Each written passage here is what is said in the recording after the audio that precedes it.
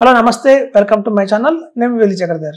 మనం గత ఎపిసోడ్స్ చెప్పుకున్నాం లంసంగా ఇన్వెస్ట్మెంట్ చేయడం వల్ల ఎలా లాభం ఉంటుందో అలాగే ఎస్ఐపి చేస్తే కనుక వాళ్ళకి తక్కువ రిటర్న్స్ వచ్చే అవకాశం ఉంది అందుకే మేము చెప్తున్నాం స్టాప్ ఎస్ఐపి అని చాలా మంది ఇప్పుడు క్వశ్చన్స్ అడుగుతున్నారు సార్ అందరూ ఎస్ఐపి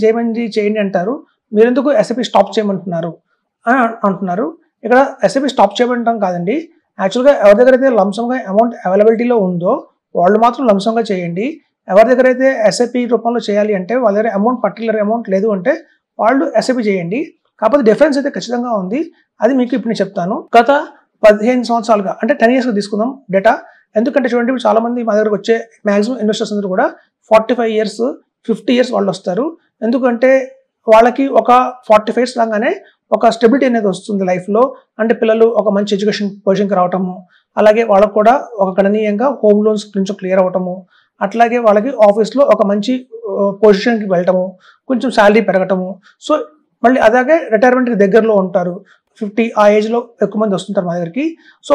సాధారణంగా వాళ్ళ దగ్గర మేము ఎస్ఐపి చెప్పకూడదు ఎందుకంటే చూడండి ఎస్ఐపి అనేది ఒక లాంగ్ టర్మ్ చేయాల్సిన కమిట్మెంట్ 20 years అండ్ 25 years చేస్తే కానీ రిటర్న్స్ రావు మనకి ఎస్ఐపిలో సో మనకున్న 40 years 45 years 55 years 50 yearsలో మనకి 20 years అనేది ఎక్కువ పెద్ద బ్యాండ్ అయిపోతుంది చాలా ఎక్కువ హ్యూజ్ బ్యాండ్ అవుతుంది అది సో అంత డిఫరెన్స్లో మనం ఇన్వెస్ట్మెంట్ చేయలేము కేవలం షార్ట్ టర్మ్లోనే ఇన్వెస్ట్మెంట్ చేయడానికి పాసిబిలిటీ ఉంది